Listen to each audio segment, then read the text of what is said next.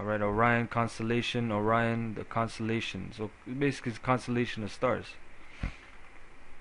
Alright, Mazzaroth, Mazzaroth, or Mazzara, Salakia, means the 12 signs of the zodiac and the 36 associated constellations. Alright, and then the next one, Arcturus, which is Ayash, means a constellation, Great Bear, Ursa Major. You can, type this name in Arcturus on Wikipedia, you get some info on it. But yeah, the point is that, yeah, all this knowledge is actually in the scriptures, man. And like the elders saying, don't get bugged out on this stuff, because we're going to get it back in the kingdom anyway, like when you read Revelation 22 about John seeing, in the heavens, basically, he's seen the 12 manner of fruit, which is the healing of the nations. We're going to have this understanding in the kingdom, alright? But I'm just showing you that these things are in the scriptures, and we actually dealt with them, we had the knowledge of in the ancient world, alright? I'm going to go to the book of Amos, chapter 5, and verse 8. It says, seek him that maketh the 7 stars and Orion. Remember, we read the 7 constellations of stars, so this is all in the scriptures, man. And turneth, I'm reading again, seek him that maketh the 7 stars and Orion, and turneth the shadow of death into the morning, Slakia, and maketh the day dark with night, that calleth for the waters of the sea, and poureth them out upon the face of the earth. The Lord is his name. Okay, let's go to Genesis 1, right? Because Mosai made this from the beginning. It says, and the powers said, 1 and 14, and the powers said, let there be lights in the firmament of the heaven, right? The firmament is the ozone layer, so to speak, of the heaven, to divide the day from the night, and let them be for signs, and for seasons, and for days, and for years. And Iskar had that blessing. He understood what those signs meant. Alright. Let's go to the book of Daniel, chapter 1 and 19. It says, and the king commanded, and the king communed with them, and among them all was found none like Daniel, Hananiah, Mishael, and Azariah. Therefore stood they before the king, and in all matters of wisdom and understanding that the king inquired of them, he found them 10 times better than all the magicians and astrologers that were in all his realm. So they were 10 times better than all the Babylonian magicians and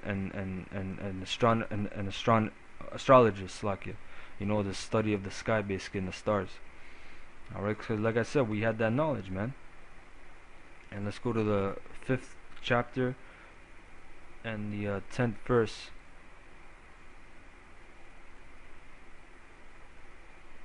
It says, now the queen, by reason of the words of the king and his lords, came into the banquet house, and the queen spake and said, O king, live forever, let not thy thoughts trouble thee, nor let thy countenance be changed. Now this is after the apparition happened, when the hand wrote on the wall. The hand wrote that kingdom is given into the Medes and the Persians, basically. That time is measured. Alright, so the king is worried right now, but the queen came and said, fret not, basically, Verse 11, there is a man in thy kingdom in whom is the spirit of the holy gods, and in the days of thy father light and understanding and wisdom like the wisdom of the gods was found in him, whom the king Nebuchadnezzar thy father the king, I say, thy father made master of the magicians, astrologers, Chaldeans, and soothsayers. It says, for as much as an excellent spirit and knowledge and understanding, interpreting of dreams and shewing of hard sentences and dissolving of doubts were found in the same Daniel. Alright, so that was the point. And I'm going to go to Wisdom of Solomon, chapter 7 and 16. Alright, because this is Solomon speaking, because like I said, man, we all had this knowledge, man. Solomon damn sure had this knowledge. Alright. Verse 16, Salakia, chapter 7, verse 16.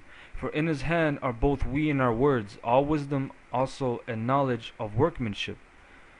For he hath given me certain knowledge of the things that are, namely to know how the world was made and the operation of the elements. Right, because you crackers say, oh, there's no science in the Bible. He just told you, Solomon knew how the world was made, alright, and the operation of the elements. Alright.